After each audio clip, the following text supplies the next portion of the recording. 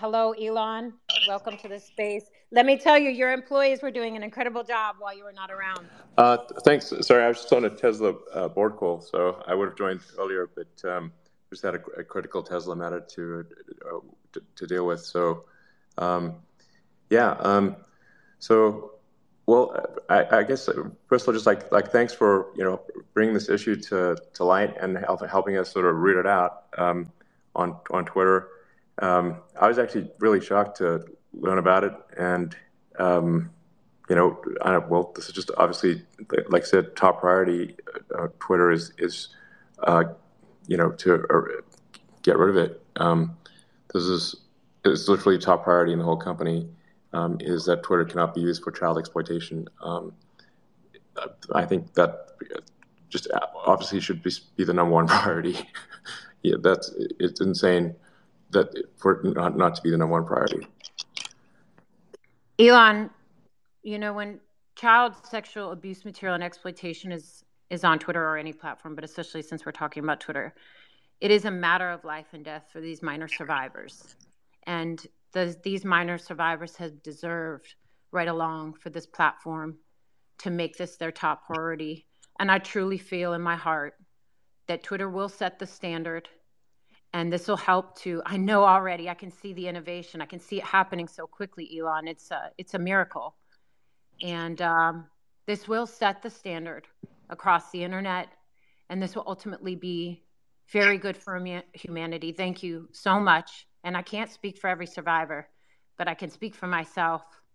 This is something we have all been waiting for a very long time. So thank you. Ella has gotten her flowers since we've been in here. We've been giving her praise. We've been going over the report today. I'm not sure if you had an opportunity to look at it, or if you had any thoughts. No, unfortunately, I've just been at work all day, so this is the first moment that I've had free. But I will take a look at it, and yeah, I absolutely certainly have my commitment that the number priority on the whole system is, any kind of child exploitation stuff. It's got to go. So. It's exciting. It's ultimately gonna save lives. I mean, it's pretty incredible how this works. When the child sexual abuse material is detected and removed in the manner that it's supposed to be off of Twitter, the report goes to the National Center for Missing and Exploited Children. It goes to NCMEC, and then NCMEC contacts the appropriate law enforcement globally, and then they go get the bad guys. And one of the fun parts of my Twitter activism and advocacy is that I also post arrests. And so if folks want to look up, cyber tip line arrests, please do. They're happening globally all the time. And I think this is a new day and time for Twitter. There's a new sheriff in town. And I think if you're a child predator, you can come around, fuck around, and find out, because we'll handle business. And that's the message. Sorry, Elon, I'm not trying to put words in your mouth, but I think that's the truth. I think these predators have had an opportunity for a little bit too long, and it's time to put a lot of bad people away. That's what's going to happen. Yeah, I couldn't agree more. So, I mean, like, you have my commitment. The full resources of Twitter, whatever it takes, is on board with this, and like I said, number one priority. So.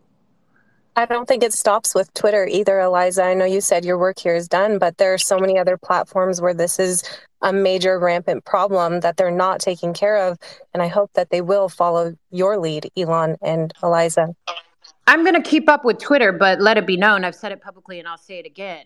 There are thousands of survivors of the United Nations globally. So my next project is to take on the United Nations, and I will win. So sounds good. Yeah. Thank you so much, Elon.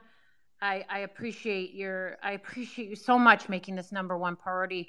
Lives will be saved. You've put really good people in charge. I'm going to give you an opportunity to look at this bombshell report. It's freaking insane. I don't know if you want to talk about what happened with Jack today. Ella kind of spoke a little bit about it, but I mean, is there a chance that maybe he was in the dark so much that he just truly doesn't know what's going on?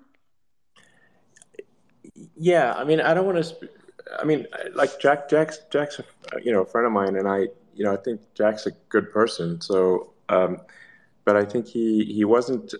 He was just not maybe not present at Twitter as much as he perhaps should have been in this regard. So, I don't think that Jack was doing anything deliberately bad, but I think there was a lot going on that he wasn't aware of, and perhaps perhaps should have been. But it's a pretty significant disconnect here. So, yeah. Anyway, I told you, and I've been very public. Jack actually tried to help me out in my fight. So it's not like he was completely hands off or didn't care. And I think that Elon and I both agree, we actually like Jack. We think he's a good person. It's just with this particular issue, I'm not really 100% sure what happened. And I hope that we find out more as Twitter Files is exposed, and as as the platform keeps updating on the child sexual exploitation problem. I hope that more is revealed with that. But I don't think I just don't want to dog out Jack, because I actually like Jack, and he actually did try to help me. Yeah, exactly. Feel the same way. So, we're going to be on it big time going forward. So, thanks for raising this issue, and please keep raising it, until it is addressed, and it's probably going to be an ongoing battle. So we're just going to have to keep fighting it over time. So, yeah.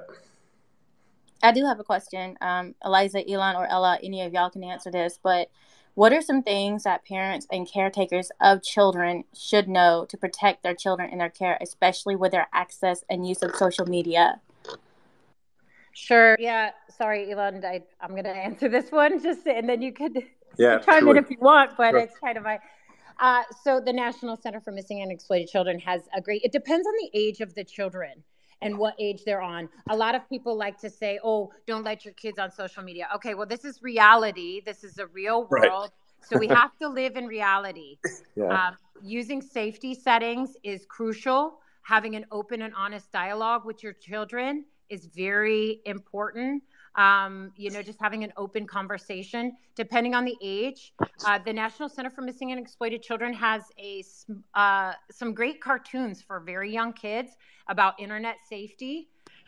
It's pretty cool, actually. They started showing those in schools as well, the cartoons, and the cartoons are really fun and interactive. And then also, for older children, there are some great documentaries like Sextortion. I think having an open and honest dialogue with your children is the best way, and just keeping up with them. Technology is constantly changing.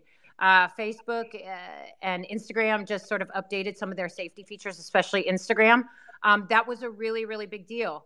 Get involved in your children's lives. The truth is that Twitter is not responsible for the initial abuse. Twitter is not responsible for the initial sexual exploitation. Twitter is only responsible when the child sexual abuse and exploitation ends up on the platform.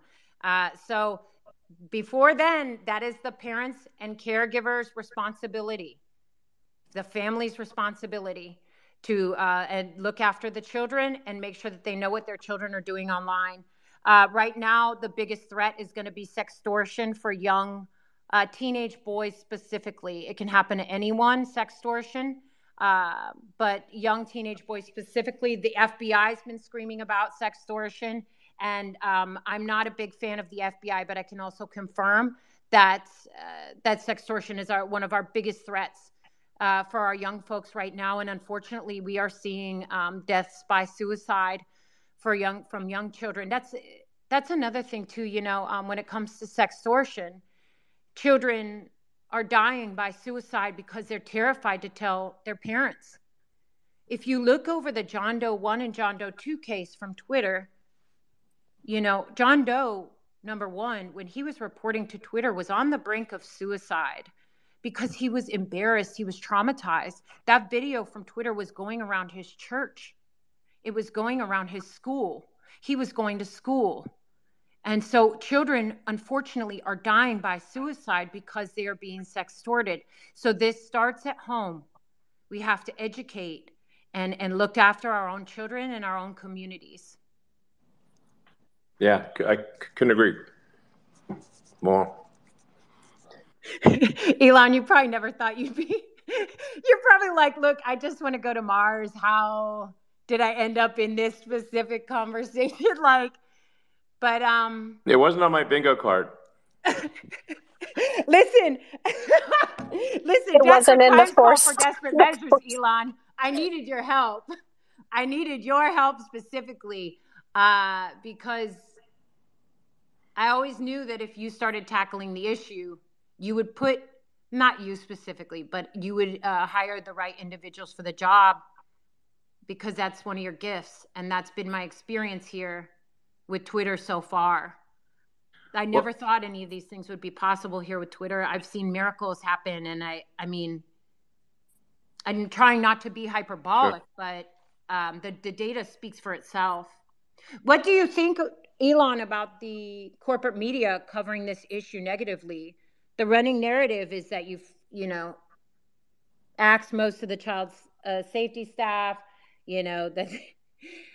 What do you think about that? Well, it would have been difficult to axe people that didn't exist since we reallocated resources within the company. And it was basically, as you know, it had almost no resources. We shifted allocation within the company so that there were resources on child exploitation that there weren't before. So the narrative, it's the total opposite of what one sees in the media. It's gone from, as you know, and because you monitor it, it's a gigantic improvement is what's actually happened. So I don't know. This certainly is not improving people's trust in the media, or shouldn't, because they're literally saying the exact opposite of what's actually going on. And I've been clear internally over and over again that it is our top priority. So there's not, and you see, and actions speak louder than words. And we've taken actions as you've outlined, and we will continue to take actions. And we'll do whatever it takes to address this issue. And you have a direct line to me and on this matter, and so is Andrea and others. And so Twitter will be better than anyone else, and hopefully set an example for how other social media networks should be operating. I would argue Twitter already is better than everyone else, and your transparency speaks volumes versus other platforms and Twitter 1.0. We had no transparency. We had no knowledge of what was happening behind the scenes. And prior to you getting here, we didn't even have the ability to report tweets as child, exploitation material, which is now already implemented. So thank you to you and your team for making that happen. I also want to thank you. When Eliza told me about the hashtags and I interviewed her for that article, and I researched those hashtags, I breathed a sigh of release when I saw absolutely nothing, especially on the videos and photos tabs. I was actually in tears over that. So because I was prepared for the worst just writing that article. So thank you and your team for getting that off of this app. Absolutely.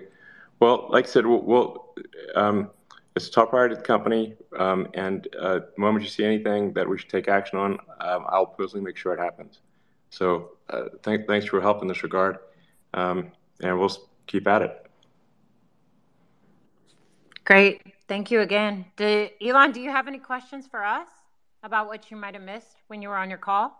I'm going to read the report. And how are you is a good question, Elon. Big one? Asking me how are you is a good question because I'm literally dying. This poor Andrea's been up for like days and is in full zombie mode. But on top of that, he's traumatized. He's traumatized from viewing this content. Man, this sounds rough. He sent me, to be completely transparent, folks, and I tweeted something about this as well.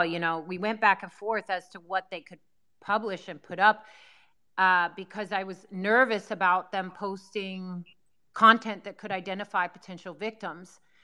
When a victim's imagery is out, or victim or survivor's imagery is out in public like that, it could be life or death. The abuser could um, sees the victim as a liability.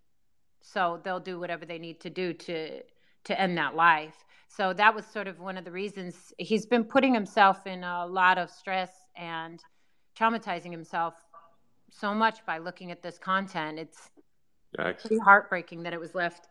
Yeah, Elon, please take care of the mental health of your staff looking at this content and dealing with these issues, because we need them for the long game, not short. This is going to be a long haul, not a sprint, you know? Sure, 100%. Totally. Sorry, not trying to tell you what to do, but, you know, gotta look out for the people. How do you feel, Elon, that this issue has almost virtually completely been covered by independent journalists? There was a little bit of coverage over the past decade about the child sexual abuse material problem on Twitter, but virtually there was very, very little. I was always shocked at how little the corporate media wanted to cover this issue, even after the John Doe 1 and John Doe 2 case dropped. How do you feel about independent journalists taking this lead? Yeah. In general, I'm a huge fan of citizen journalism, because it seems like there's the narrative in terms of like what actually gets put in newspapers is set by maybe half a dozen or maybe even as few as three editor-in-chiefs of like, say, the Washington Post, the New York Times, and the Wall Street Journal.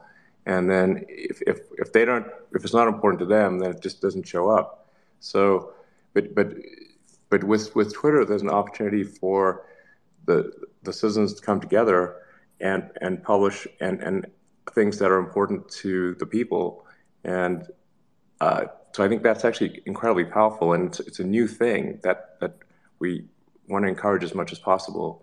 That's why we want to have like long form tweets, and so you can actually write something in depth, and figure out ways to get just high quality reporting on whatever the matter is surfaced, so people can actually see it.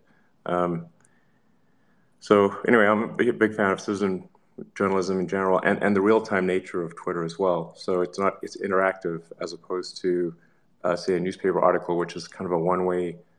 That's just information flowing one way towards people, but with no real ability to interact with that information. And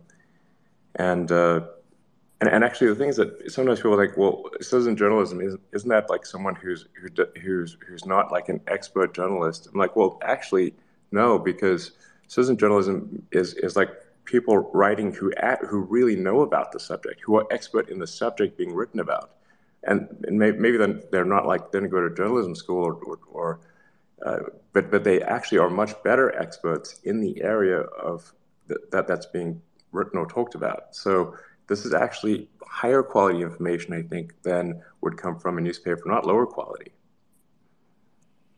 Elon, I have a question for you.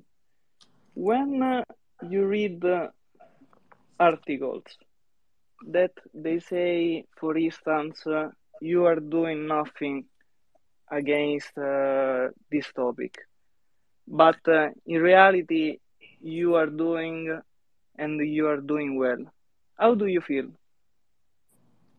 Well, I mean, I've been attacked so many times in the media, it's insane. So, I mean, that's not to say I don't have feelings, and sometimes it is quite hurtful to read things that are the total opposite of the truth.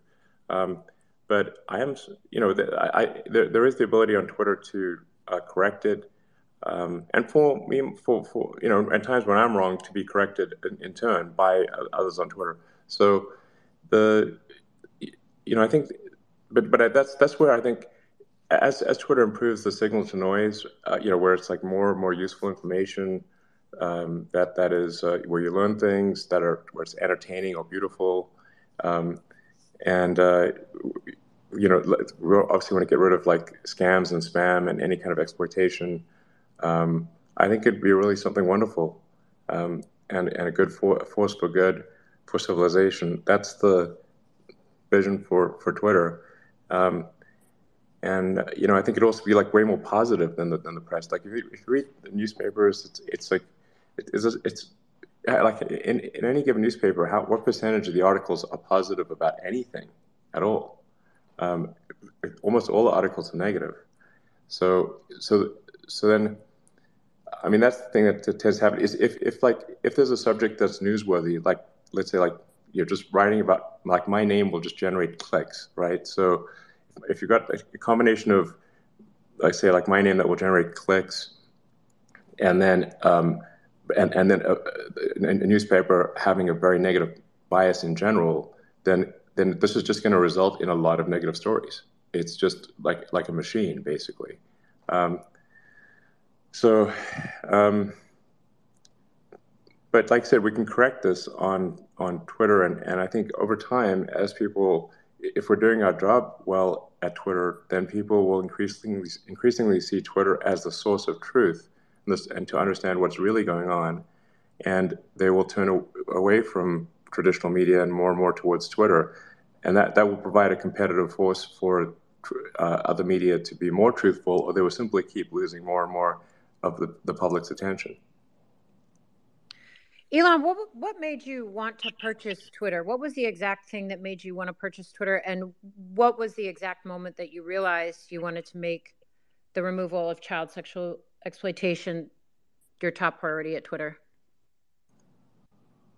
Well, the two are separate because I didn't actually know about the child sexual exploitations, the severity of the issue.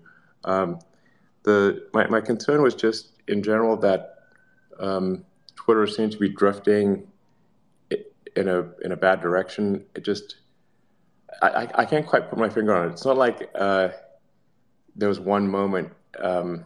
It's like sometimes people's like, oh, it was the Babylon Bee got banned. Like, listen, this is I'm not paying $44 billion to reinstate a satire website. Okay, that would be insane.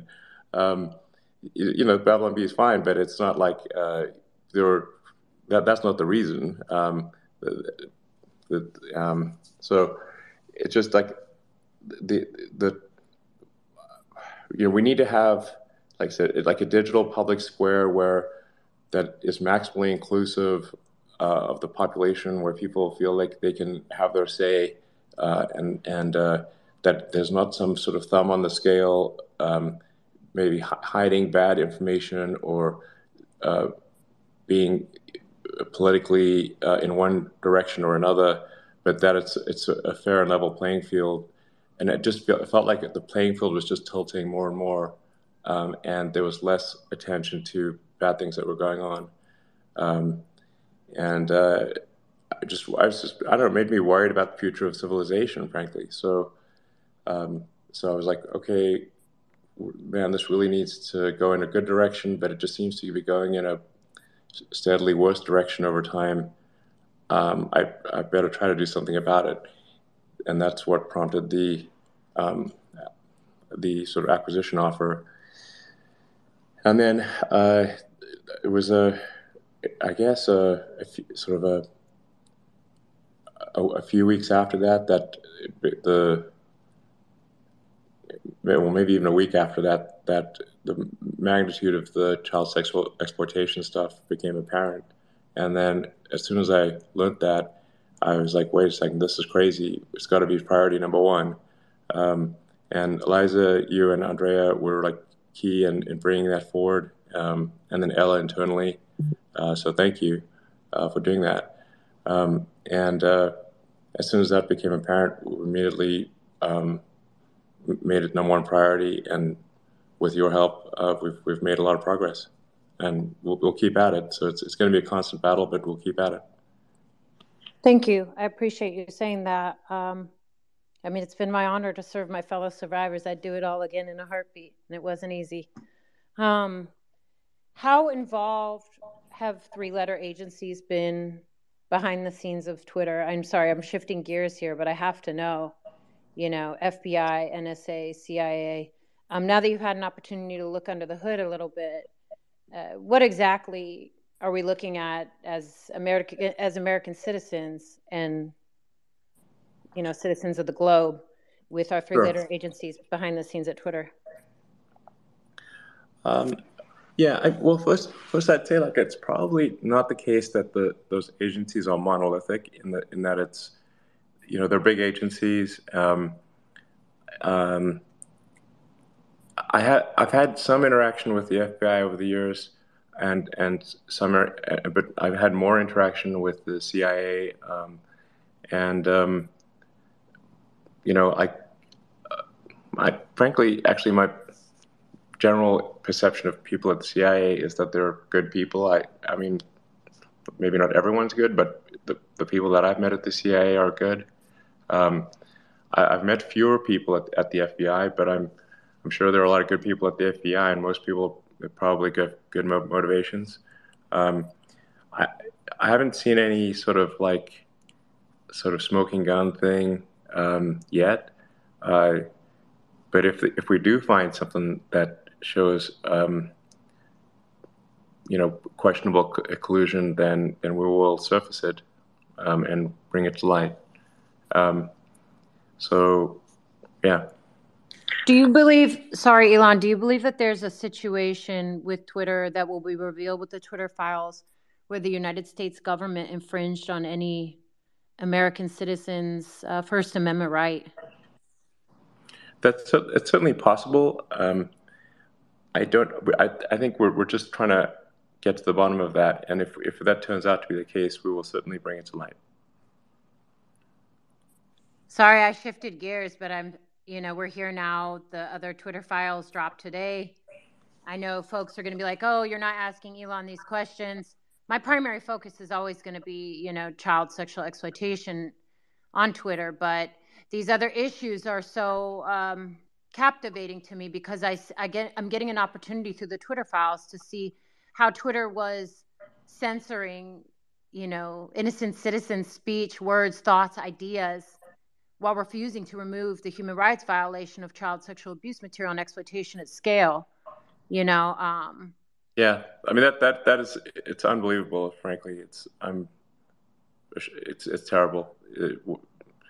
Um, so, well, I mean, our goal is to address these issues. Like I said, child sexual exploitation stuff is number one priority, and then just also ensuring that Twitter is an even playing field from a political standpoint. So there's no preference for one party or another, domestically or internationally, and in general, like I said, to try to serve as much good as possible for the future of civilization.